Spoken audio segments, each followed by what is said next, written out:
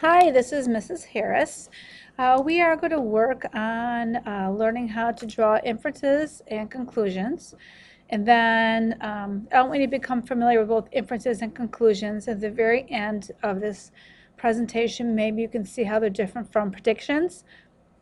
In class, we're going to be reviewing this in a PowerPoint on October 8th. So this is due October 8th. We're applying it in class, Tuesday, October 8th. So here it goes. Okay, here's the warm-up. Study this comic strip. On the next screen, you're going to have to categorize statements about the topic, about the comic, rather, I'm sorry. So Linus is looking at the leaf falling. It's falling. He's probably thinking. What is he thinking about? Then he sighs, like that. Looking at the leaf. Oh my. And then he says, nobody's happy where they are. So the question is, can you make an inference, a conclusion, and a prediction? Do you know which one is which? This might seem a little simple, just to prove the point. Linus sees the leaves falling from the trees. Is that a conclusion or inference? Is it a prediction or a fact? Linus will pack his bags, run away from home. Is that a prediction, conclusion, inference, or is it a fact? Linus does not say the leaf is unhappy. He says nobody's happy where they are, which means he is not happy where he is. Linus feels like an outsider, isolated from various communities. Linus is a negative person. Instead of being excited about the changing of seasons, Linus believes the leaf is unhappy in the tree. This might be really obvious, but I'm trying to make the points between fact, prediction, conclusion, and inference. Okay, keywords. Infer and support. That sounds out. Kiss.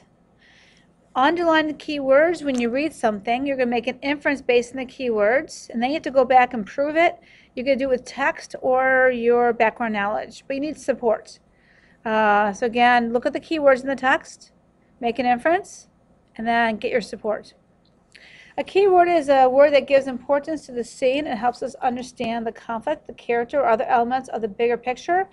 Keywords help us connect what we know to what the author is trying to tell us indirectly. For example, A Night by Elie Wiesel, he says, I did not deny God's existence, but I doubted his absolute justice. I did not deny God's existence, but I doubted his absolute justice. So the key words, I believe, our existence, and then doubting his justice. So each of these words add purpose and meaning to the sentence that help us understand what the character is experiencing. So doubt means I don't think that he's just. It also tells us the character is disappointed.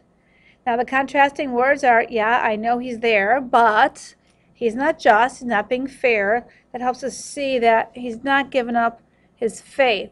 He gives up the fact that there is justice, there's fairness. And you have to make an inference that maybe he feels like he's got to start relying on himself for justice. He can't just let it fall into his lap. He's got to take matters in his own hands, because justice is not coming from God. With inferences, you understand why the character is behaving the way he is and the real meaning behind his actions and words. So an inference is when you connect what you read with what you think to make an educated guess about the reading. Remember, not a guess, but an educated guess. It's got to be based on keywords from the text or the story. What do you do when making an inference? You use the keywords and other information from the story to help you connect to, it could be the character's emotions, what the character's feeling. It could be why a character is behaving in a certain way. It could be the meaning of the events. Why are the events important? What is the moral theme of the story? What lesson does the character learn, and therefore what lessons should the reader learn? Or the purpose of the events. What's the author's purpose? And how do the events play a part in the novel as a whole? Support is the evidence from the text or your personal experience that you refer to in order to make an inference. Support can be found in the text you are currently reading from your previous experiences. You need to be able to prove your inference with words from the story. It could be what you know, background information. Drawing conclusions, very similar to inferences. You need to figure out what the author wants you to know when this author does not directly state when the author is not directly stating this information. Draw conclusions is not retelling facts. It's not making up information that does not make sense with what you read. You need logic. You need information in the passage to back up what you said. Tom raised his head skyward. A gentle breeze blew through his hair. He realized he would have to put on sunscreen before walking to the park. So let's understand that the following are not conclusions. Tom is from Florida. Well, guess what? We don't know that from the text. It could be from Arizona. Tom is taking a walk.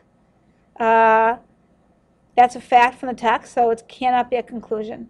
It is windy. We know that from the text. Not a conclusion. It is about to rain. That does not make sense. It's not logical because he's putting on sunscreen. So here are, again, the sentence is above. You can look at that sentence. Here are conclusions that you could make. The sun is out. The sun is shining. Well, he needs sunscreen. It's spring or summer. Again, sunscreen. Tom gets easily burned. Okay, he's walking to the park, people. He's not going to the pool for 3 hours, so clearly he gets easily burned if he needs sunscreen to go to the park. Tom was either standing outside or poking his head through a door or a window. Therefore, he knew it was a little bit breezy, and he hadn't gone on his walk before. He's about to go on his walk. Steps to drawing conclusions are similar to drawing inferences. You're going to look for facts in the text, not opinion. As you read, identify information that reveals the information implied in the text or the story, but is left out. What is left out? What's the next step that's going to happen that is left out? Make sure the conclusion is logical. Apply what you learned in this in the couple slides down. If we listen to the next song, read the lyrics. As you listen, answer the true/false questions below. Suggestions, hints for writing your inference and conclusion. So here it go. Here it goes. I hope you enjoy the song. All right, hang on. There we go.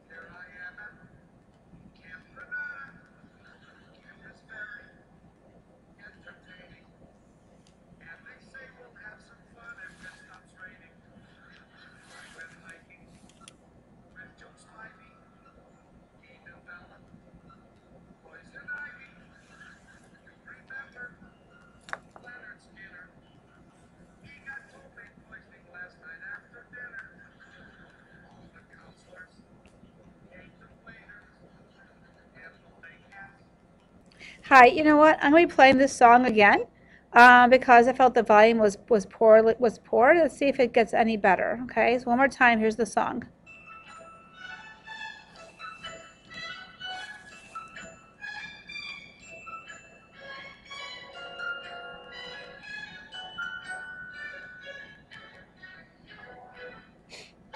Hello, mother. Hello, father. Here I am at Camp Granada. Camp is very entertaining. And they say we'll have some fun if it stops raining. I went hiking with Joe Spivey. He developed poison ivy. You remember Leonard Skinner. He got tollmaid poisoning last night after dinner. All the counselors hate the waiters, and the lake has alligators, and the head coach wants no sissies. So he reads to us for something called Ulysses. Now I don't want this should scare you, but my bunkmate has malaria. Remember Jeffrey Hardy? They're about to organize a searching party. Take me home, oh mother, father, take me home. I hate Granada, don't leave me out in the forest where I might get eaten by a bear. Take me home, I promise I will not make noise or miss the house with other boys. Oh, please don't make me stay. I've been here one whole day.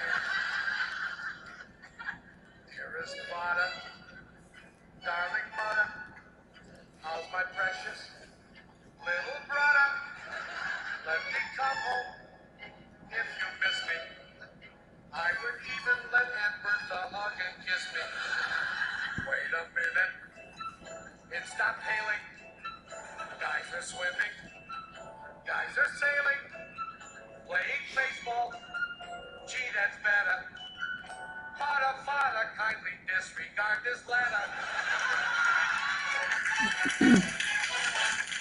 I hope you enjoy that. Okay, so you should have a packet in front of you. I give everyone a packet of every flipped video you're watching in case you cannot get on this video. So have the packet out to where you saw that blue screen, and below should have a page like this. Write your answers here, and this is what you're doing. For number one, if it is a true statement, you're going to underline the proof in the passage and label it number one. If it's false, leave it alone. So what's a true statement? It either has the statement, if it's an inference or a conclusion, is true.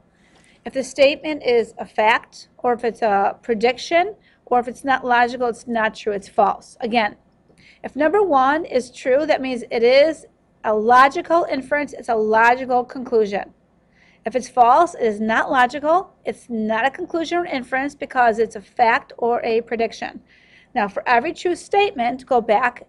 If one is true, go back to the song. You should have the lyrics in your packet and underline proof to number one and write number one. If number two is true, go back to the packet, underline proof to number two, and then underline that proof. Number three, if it's false, leave it alone. So I'm going to read out these statements. The narrator is a camper. That's one. Two, the camper's having a great time in the beginning of the song. Three, the camper is writing home to complain he is bored. Four, the camper knows how to make a bad situation positive. And again, you can pause this video anytime and rewind. Five, the camper sees the glass is half empty, not half full. Six, the camper's parents are on their way to pick their son up. 7, the camper is most likely an impatient person. 8, the camper complains to his parents. Forget the word all. Cross off the word all. The camper complains to his parents often. Let's say often. All the time is a bad way to say it. How about often? 9, the camper while at home is not quiet and well behaved. And 10, the camper exaggerates, is dramatic. So if anything is logical and it's a conclusion and inference is true, go back, underline proof in the passage, and then label it. Okay. So I will see you in class. We're going to review this entire PowerPoint, and then we're going to go on to the lesson. This is due October 8th, and I hope you took notes. You do have a homework sheet, and I hope you did take notes in that. That homework sheet is due October 8th.